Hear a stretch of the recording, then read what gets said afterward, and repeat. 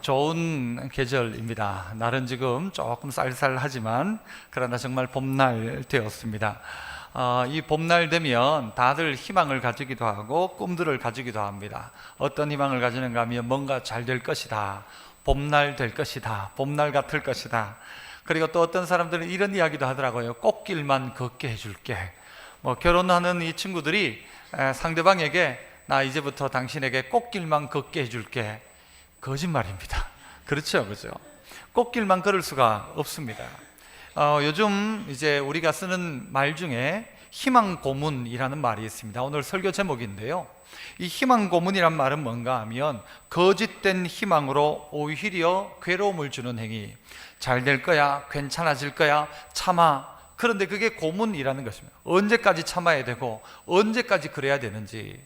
꽃길만 걷게 해줄게 라고 하지만 꽃길만 걸을 수 없다는 사실을 여러분 알고 있습니다. 결혼하면 당신 손에 물 한 방울 안 묻혀줄게 했는데 알고 보니까 고무장갑 사주겠다는 말이었어요. 그죠? 고무장갑 끼면 되니까. 여러분, 우리에게 이런 희망 고문이 있습니다. 너 고등학교 졸업만 해봐. 그러면 너 하고 싶은 거 다 할 수 있어. 할 수 있습니까? 안 되죠. 너 대학교만 들어가봐. 그러면 너 하고 싶은 거 다 할 수 있어. 그래 들어가니까 막상 그렇지 않더라는 것입니다. 너 서울대학교만 들어가봐. 들어가니까 다 누구예요? 다 서울대예요. 다 서울대 학생들이에요. 막상 우리에게 있어서 뭔가 꿈꾸고 계획했던 일들이 고스란히 다 이루어졌지만 그것이 우리에게 진짜 행복이 아니라는 것을 우리는 알고 있습니다. 너 나중에 결혼만 해봐 얼마나 좋은지 몰라? 쏘갔죠. 결혼만 해봐 얼마나 좋은지 몰라가 아니라 결혼하고 나니까 전혀 다른 차원의 고난, 고통, 어려움들이 있더라는 것이죠. 아기를 낳기만 낳아봐 얼마나 좋은지 몰라? 낳고 나니까 힘들어요. 키워봐, 시집 보내봐. 그러고 나니까요, 다 하고 나니까 나중에 남는 건 뭐예요? 관절염, 막 류마티스, 그죠? 온몸은 병들었고. 여러분, 이런 희망을 가지고 여러분 살아가십니까? 너 가나안 땅에만 들어가봐 얼마나 좋은지 몰라. 가나안 땅 들어가면 어떤 일이 벌어질지 몰라. 대단해, 너무 좋을 거야가 아니라 오늘 성경 우리 읽었던 마지막 절이었던 17절 마지막에 보면 너희가 여호와께서 주신 아름다운 땅에서 속히 멸망할까 하노라, 그렇게 이야기합니다. 하나님 주신 아름다운 땅에 들어갔는데 여차하면 도리어 속히 멸망할지도 모른다라는 것입니다. 아름다운 땅, 우리가 원하고 추구하던 일들이 그대로 이루어졌는데 그 이루어진 것 때문에 도리어 속히 멸망할 수도 있다는 것입니다. 돈만 좀 있으면 억수로 좋을 것 같아요. 그게 내 기도의 응답이에요. 그래서 그 응답을 받았어요. 복을 받았어요. 그런데 그 돈 때문에 망하는 경우가 생기더라는 것이죠. 아이고, 그 사람 안 그랬는데 돈 많이 가지더니 사람 배렸어, 이런 이야기 하죠. 그 사람이 권력이 없을 땐 괜찮았는데 권력을 잡고 나더니 사람 배렸어, 이런 이야기를 합니다. 우리에게 있어서 주어진 축복이 도리어 저주처럼 되어질 수 있다는 것이죠.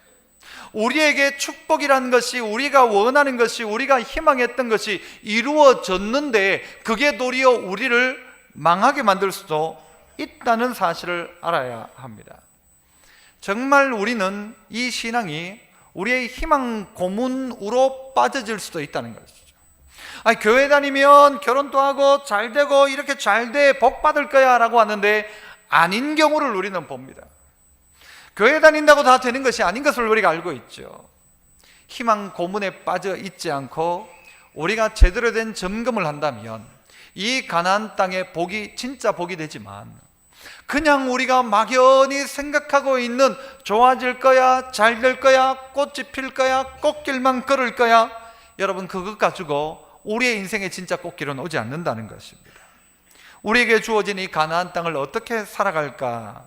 어떻게 가나안 땅에 살아갈까? 그리고 가나안 땅에 들어가서 살려면 어떻게 하면 좋을까? 오늘 본문 속에서 몇 가지를 바라보면서 희망 고문이 아니라 희망 행복을 찾았으면 좋겠는데요, 그 첫 번째는 한번 따라서 해봅시다. 믿음은 축복이 아니라 관계의 목적이 있습니다. 믿음이란 것은 축복을 목적으로 하고 있지 말고 관계의 목적을 두라는 것입니다.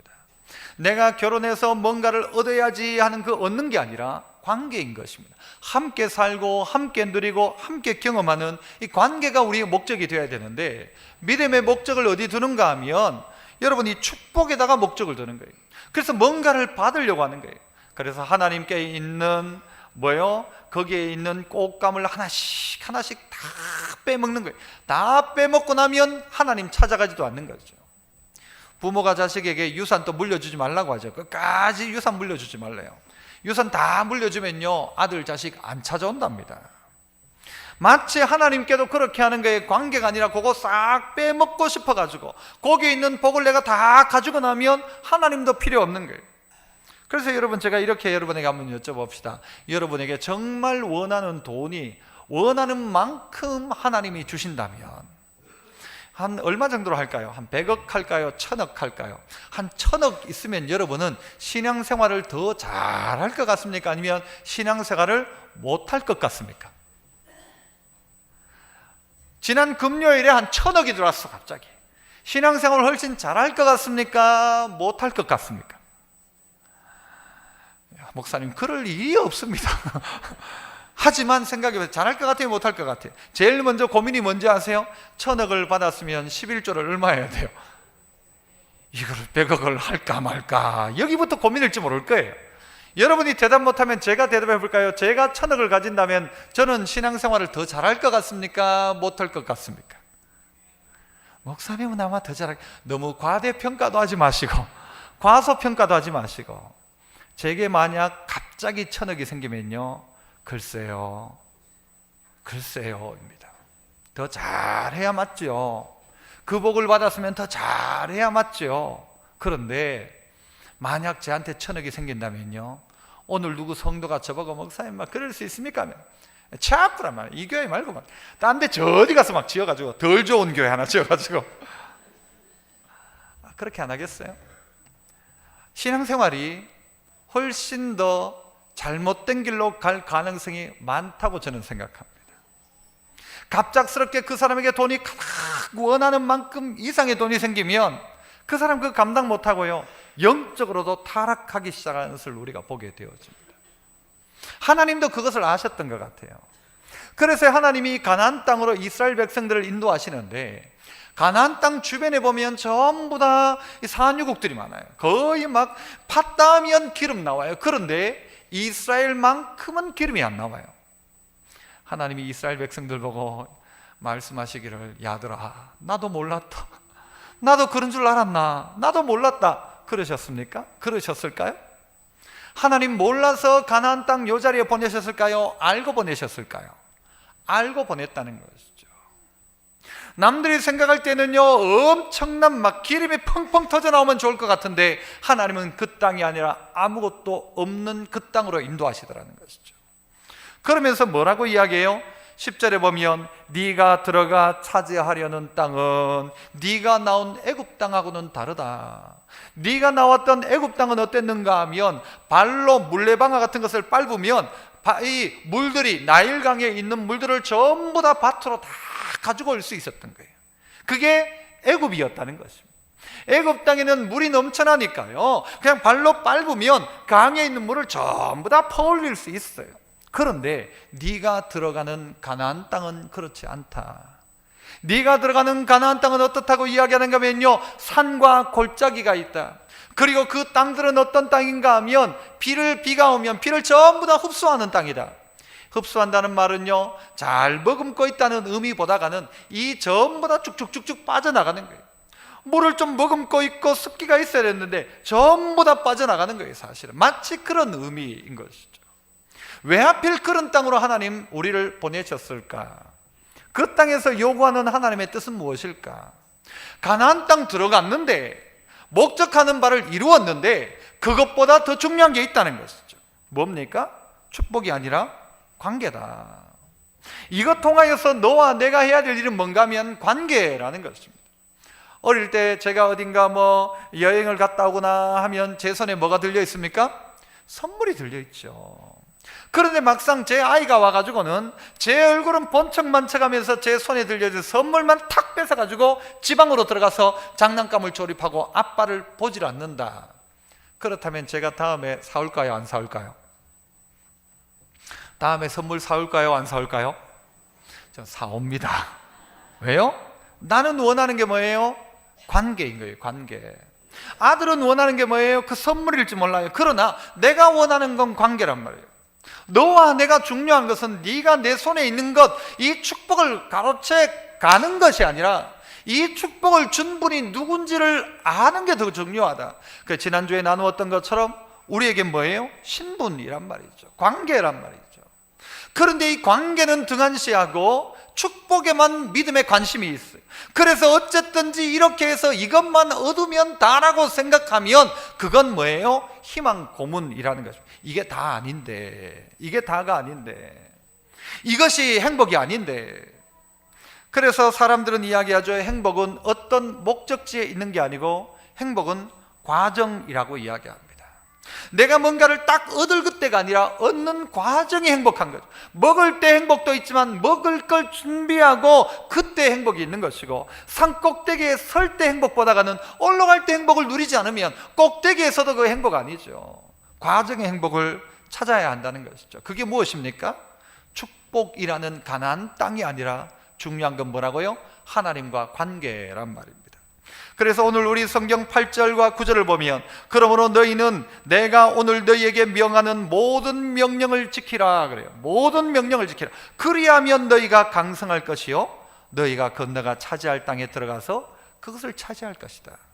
그러니까 하나님은 야들아 이제 다 됐다, 너 들어가라, 들어가면 끝이다, 가나안 땅 들어가면 다 됐다가 아니라 가나안 땅 들어가도 더 중요한 것은 내 명령 지켜라, 내 말을 꼭 명심해라. 뭡니까? 너와 나의 관계, 이게 너무너무 중요하다는 것이죠. 아까 이야기했듯이 이 가나안 땅은 아무것도 없어요. 가나안 땅은 들어가니까 산과 골짜기에 별로 좋지 않단 말이에요. 넓은 들이 있는 게 아니라 산과 골짜기고 광야 같은 땅이에요. 아무것도 없어요. 최근에 여러분 잘 알고 계신 대로 베네수엘라라는 나라가 있습니다. 이 나라는 엄청난 산유국입니다. 1등 산유국입니다. 기름이 팠다 하면 펑펑 나오는 동네였습니다. 그런데 이 베네수엘라에 있는 사람 중에 어떤 분이 어떤 이야기를 했는가 하면, 이 베네수엘라의 이 기름은 사탄의 선물이다. 그래서 사탄의 선물이었다. 이 베네수엘라라는 나라가 망하게 된 이유가 뭐냐? 기름 때문이었다라는 거예요. 기름 때문에 망했다는 거예요. 기름이 있으니까 일하지 않고, 기름이 있으니까 이걸 다 퍼주고 했는데, 이 기름이 아직 있음에도 불구하고 나라는 다 망해가지고는요, 어떻게 해요? 신문 보니까 닭 한 마리 사는데 돈이 이만큼 보따리를 갖다 놔야 돼요. 닭 한 마리 우리 돈으로 가치로 하면 2,500원, 4,000원 정도 하는 건데, 이걸요 살려면 그 나라 돈을 이따만큼 갖다 놔야 되는 거예요. 어떻게 그 나라가 그렇게 되었을까? 없어서가 아니란 말이죠. 그들에게 기름이 복이라고 생각했지만 그 복만 생각하면 다 놓치는 것입니다. 먹을 게 너무 많아 문제일 수 있단 말이에요. 돈이 너무 많아 문제일 수 있단 말이죠. 그럴 때일수록 어떻게 해요? 하나님의 명령 지켜라. 하나님의 명령을 기준으로 살아라. 가지고 있으니까 네 멋대로 다 할 수 있고 다 네 돈이라고 생각하지만, 그렇게 하면 결국은 어떻게 돼요? 그 복 때문에 그들 망하는 것입니다. 이럴 때 어떻게 해요? 명령 지켜라. 하나님이 뭐라고 했는지 기억해라.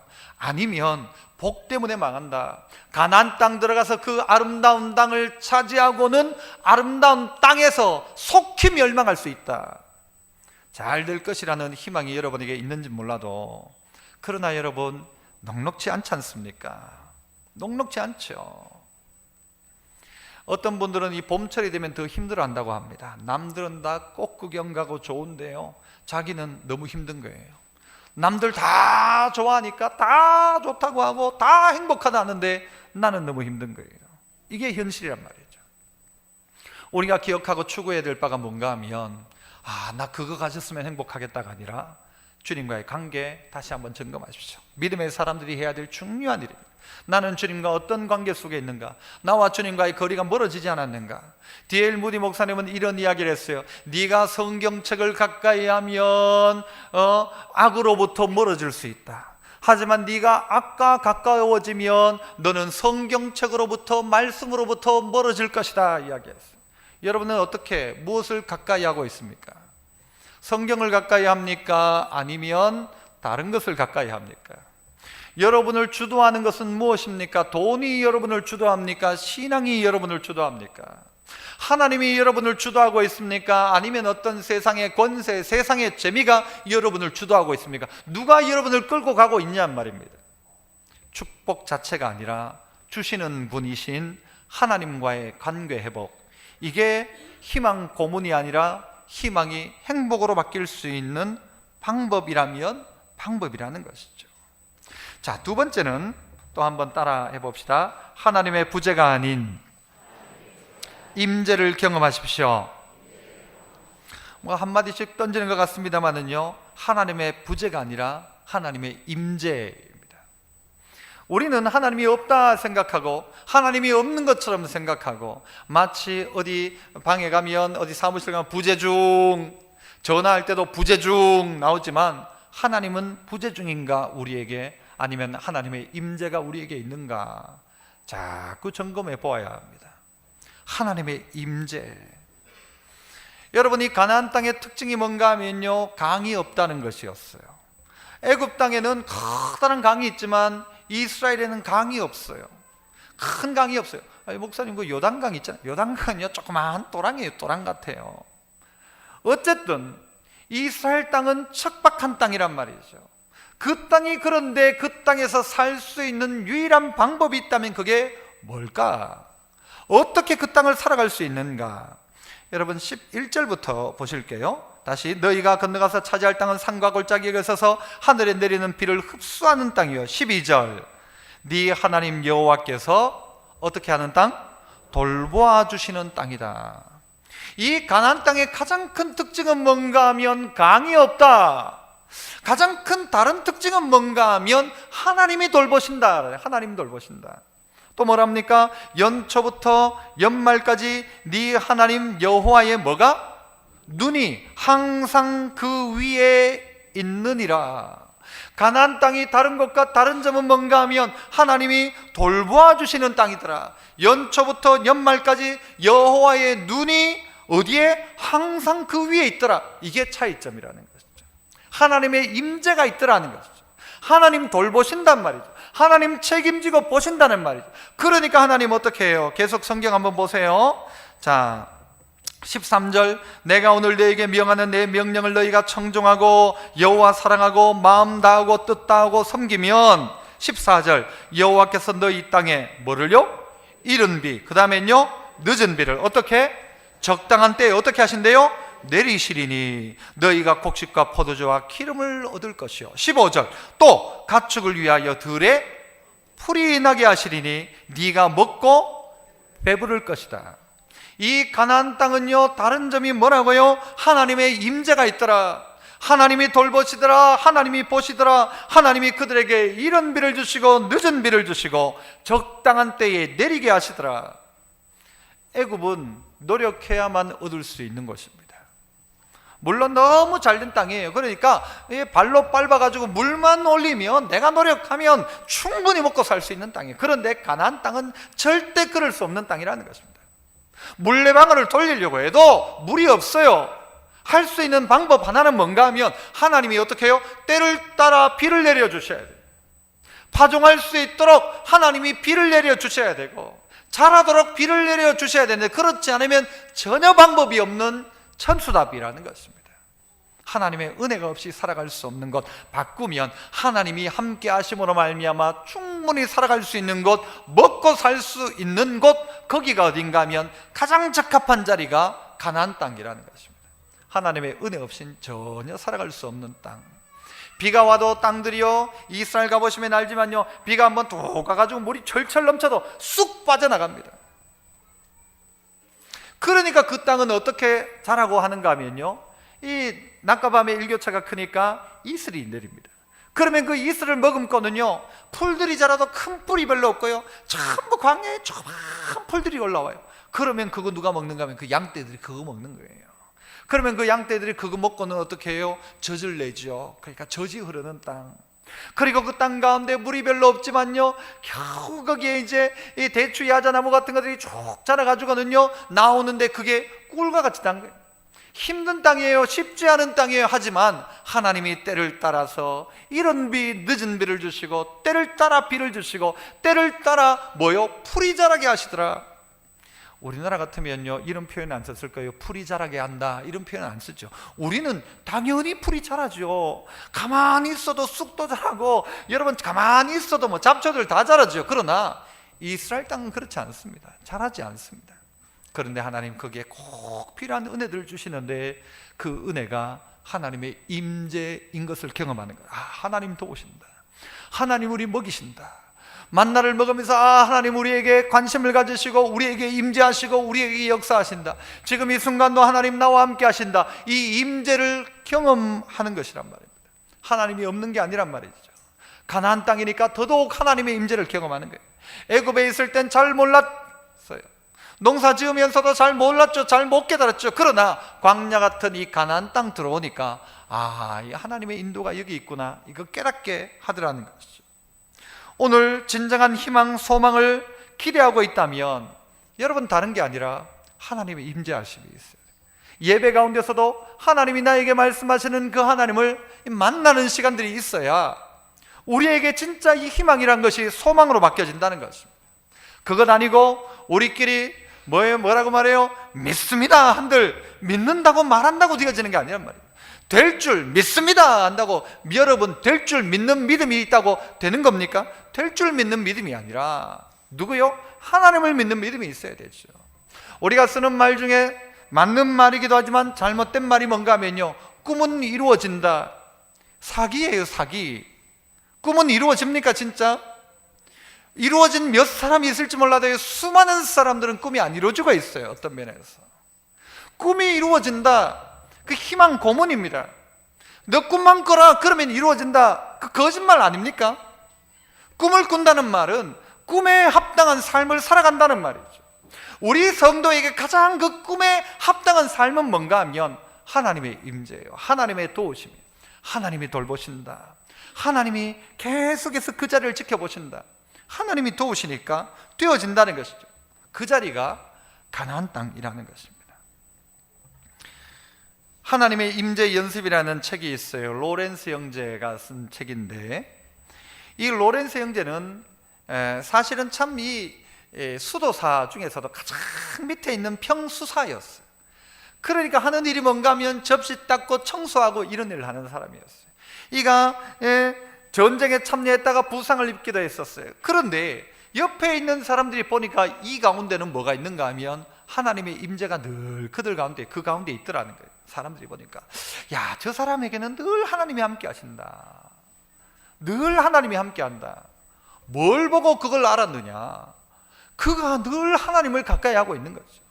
그래, 늘 하나님을 의식하고 인식하고 있는 것이죠. 그래서 그는 이런 고백을 합니다. 삶에는 꼭 큰 일만 해야 할 필요가 없다. 나는 프라이팬에 작은 달걀 하나라도 하나님을 사랑하는 마음으로 뒤집는다. 아니, 계란 후라이 하는 거하고 하나님 사랑하는 거하고 무슨 상관이 있어요? 그런데 계란 후라이 하나 뒤집으면서도 하나님을 사랑하는 마음으로 뒤집는다. 나는 그 일이 다 끝나 더 할 일이 없으면 나는 바닥에 엎드려 하나님을 경배한다. 내가 그렇게 할 수 있는 것도 그분이 주시는 은혜 때문이다. 그리고 나서 일어날 때면 나는 어느 세상 나라 왕들보다도 더 큰 만족감을 느낀다.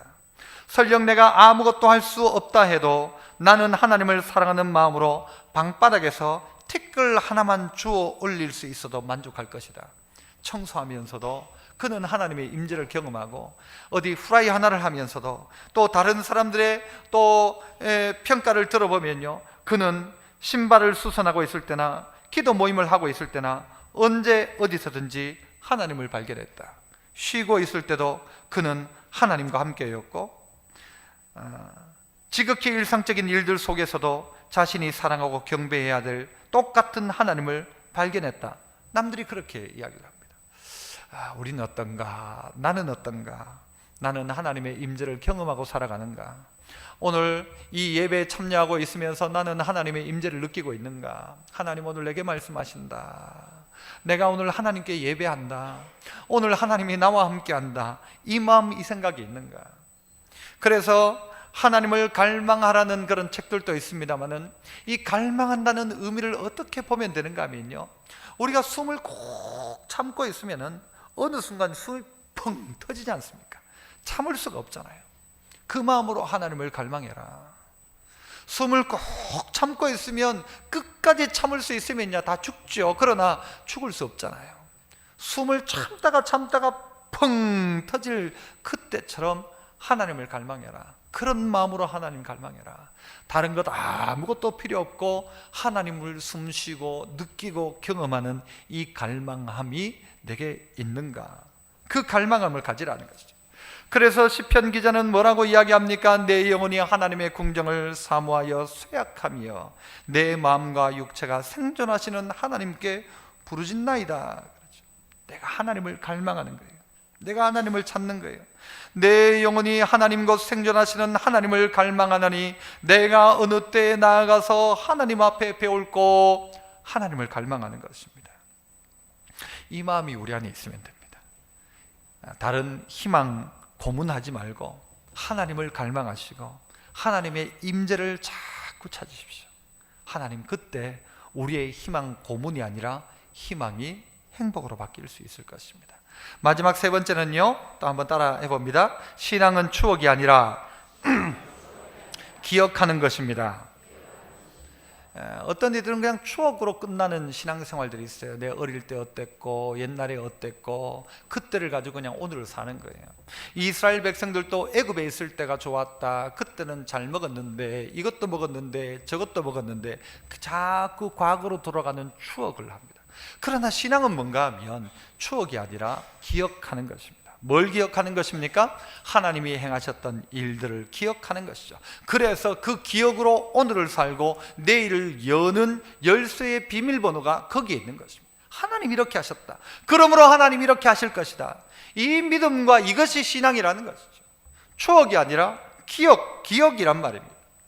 다윗 왕이 어느 날 인생의 가장 이 격언들, 가장 좋은 말 하나를 찾으려고 그것을 찾다 보니까 나중에 솔로몬을 통하여서 이 말을 찾아내죠. 솔로몬이 가장 모든 인생의 진리와도 같은 말 한마디를 만들어내는데 그게 뭐였습니까? 이 또한 지나가리라 하는 것이었어요. 멋진 말이죠. 이 또한 지나가리라. 지금 힘드냐? 이 또한 지나가리라. 지금 너무 좋냐? 교만하지 마라. 이 또한 지나간다. 참 진리와 같은 말이지만 이것을 오늘 우리에게 대입해서 보자면요, 이 또한 지나가리라. 지나가고 나면 어떻게 될 것인데요? 지나고 나면 희망이 있습니까? 이거 지금 힘들지만 지나가고 나면 뭔가 좋은 일이 있을까요? 그렇게 될 거라고 생각하십니까? 여러분, 그냥 지나간다고 되어지는 것은 아무것도 없습니다. 그냥 지나간다고 되어지는 것 하나는 망각 하나 있겠죠. 잊어버리는 것 하나는 있겠죠. 지나가면 잊어먹을 수는 있겠죠. 그러나 그냥 지나가면 아무것도 바뀌는 것 없습니다. 이거는 그야말로 희망 고문입니다. 지나가면 좋아지겠지, 나중에 좋아지겠지, 아이고 그 사람도 나중에 되면 잘 믿겠지, 나중에 되면 예수 믿겠지, 이거 아닙니다. 그냥 지나가면 되는 게 아무것도 없단 말이에요. 우리에게 있어서 신앙은 추억하는 게 아니라 기억해야 합니다. 기억하지 않으면 지나가고 난 다음에 다 놓쳐버리는 것입니다. 그냥 되어지는 게 없다는 말이죠. 하나님이 우리에게 무엇을 하셨는지를 기억해야 합니다. 그래서 신명기를 통해서 보면요, 신명기의 대부분의 이야기의 핵심이 뭔가 하면 기억하라는 거예요. 그때 그 하나님을 기억해라, 이렇게 하셨던 하나님을 기억해라. 그래서 신명기 7장에 보면 그들을 두려워하지 말고 네 하나님 여호와께서 바로와 온 애굽에 행하신 것을 잘 기억해라. 신명기 7장 19절에는 시험과 이적과 기사와 강한 손과 편파를 기억해라. 신명기 8장에는 이 40년 동안 네게 광야의 길을 걷게 하신 것을 기억해라. 신명기 8장 18절에는 네 하나님 여호와를 기억해라. 그가 네게 재물 얻을 능력을 주셨다. 신명기 9장 너는 광야에서 네 하나님 여호와를 경노하게 하던 일을 잊지 말고 기억해라. 모두 기억하라는 것이죠. 너 하나님 기억해라. 이거 놓쳐버리면 안 된다라는 것이죠. 신앙을 추억하는 신앙으로 살지 말고 하나님 말씀 기억하고 지금 결단해라. 지나간다고 다 좋아지는 게 아니다. 이거 지나가면 다 좋아진다, 아니다. 언젠가 좋아지겠지? 아니에요. 도리어 나빠지는 경우도 있죠. 도리어 잘못되는 경우도 있단 말입니다. 그래서 키엘케고르는 이런 말을 했대요. 절망의 반대말은 뭡니까? 희망. 절망의 반대말은 희망이 아니라 신앙이다 그랬어요. 절망의 반대가 희망이 아니라 희망한다고 되어지는 게 아니란 말이죠. 꿈꾼다고 되어지는 게 아니란 말이죠. 뭐예요? 신앙이란 말이에요. 신앙은 뭐냐? 하나님 기억하는 것입니다. 창조하신 하나님을 기억하는 것이죠. 우리와 함께 하셨던 하나님을 기억하는 것이죠. 애굽 땅에서 함께 하신 하나님을 기억하는 것입니다. 추억하는 신앙이 아니라 기억하는 신앙이 되어야 합니다. 그래서 하나님은 우리에게 말씀을 주신 이유도 무엇입니까? 기억하라는 것이죠. 왜 법궤를 이스라엘 백성들 가운데 주셨어요? 기억하라는 것이죠. 왜 목사를 주셨을까요? 기억하라고 자꾸 반복해서 기억하라는 것이죠. 자꾸 우리는 이 기억을 놓쳐버립니다. 미국에 가면 6.25 전쟁에 참전했던 그 미군들을 기리는 여러분 그 공원이 있죠. 그 공원에 가면 이렇게 써 놓았습니다. Freedom is not free. 자유는 공짜로 주어지는 게 아니다. 공짜로 주어지는 게 아니다. 그 미국의 수많은 그 젊은이들이 그 이제 6.25 전쟁에서 죽었던 미군 숫자가 54,000명이에요. 실종된 장병이 8,000명이라고 합니다. 이랬던 이들이 왜 이 일에 참여했냐고요. 그 밑에 이렇게 써놓았습니다. 한 번도 만난 적도 없는 사람들, 또 알지도 못하는 나라를 지켜주자는 조국의 부름을 받고 달려나온 우리의 아들, 딸들이 자랑스럽다. 그렇게 써놨답니다.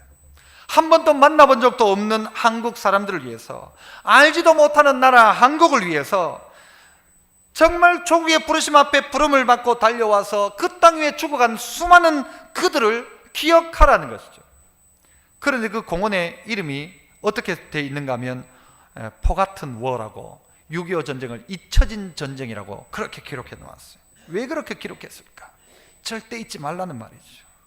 잊지 말고 기억해라. 우리는 너희들을 기억한다. 자유는 공짜로 주어진 게 아니다. 똑같이 우리나라에 지금 누리고 있는 이 신앙의 자유도, 우리가 누리는 이 모든 자유도 공짜로 주어진 게 아니란 말이죠. 그러면 어떻게 해요? 기억해야 하는 것이죠. 똑같이 하나님이 이 땅 가운데 베푼 하나님의 은혜를 꼭 기억해야 합니다. 오늘 세 가지 말씀을 나누었습니다. 이거 기억하지 않으면 우리의 신앙마저도 어떻게 돼요? 희망 고문이 될 수 있습니다. 아름다운 땅을 얻고 속히 멸망할까 하노라. 좋은 응답 받아놓고 멸망할까 하노라. 기도 응답 다 받아놓고 그것 때문에 멸망할까 하노라. 좋은 것 다 얻어놓고 큰 집 얻고 큰 돈을 가지고 도리어 그것 때문에 멸망할까 하노라 라는 말씀으로 오늘 이 말씀을 받아야, 그렇지 않으려면 어떻게 해요? 첫 번째, 뭐가 중요하다? 축복이 아니라 관계가 더 중요하다. 하나님과 좋은 관계를 맺어라. 하나님의 부재가 아니라 오늘 순간순간을 보니까 하나님의 임재가 있더라. 그 임재를 경험하고 누려라.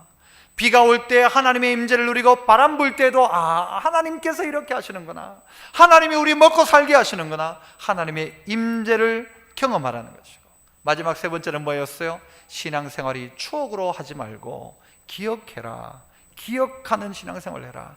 옛날에 잘했다, 옛날에 이랬다 하지 말고 하나님 베푸신 은혜를 반드시 기억하고, 그래서 그것으로 오늘과 내일을 여는 열쇠를 삼아라. 그래서 우리 온 성도가 이 좋은 봄철에 잘 될 거야 라는 막연한 말이 아니라 하나님으로 말미암아 정말 잘 되어지는 희망 고문이 아닌 소망을 통한 행복 누리는 모든 성도 되시기를 축복합니다. 기도하겠습니다. 은혜로우신 하나님 아버지, 감사합니다. 좋은 이 계절에 하나님 아버지, 하나님으로 말미암아 정말 좋아지는 성도들 다 되게 하여 주옵소서. 다른 어떤 것이 아니라 하나님과의 좋은 관계, 하나님의 놀라운 임재가 있는 삶, 그리고 하나님의 말씀을 기억하는 거룩한 믿음의 성도 다 되게 하여 주옵소서. 예수님 이름으로 기도합나이다. 아멘.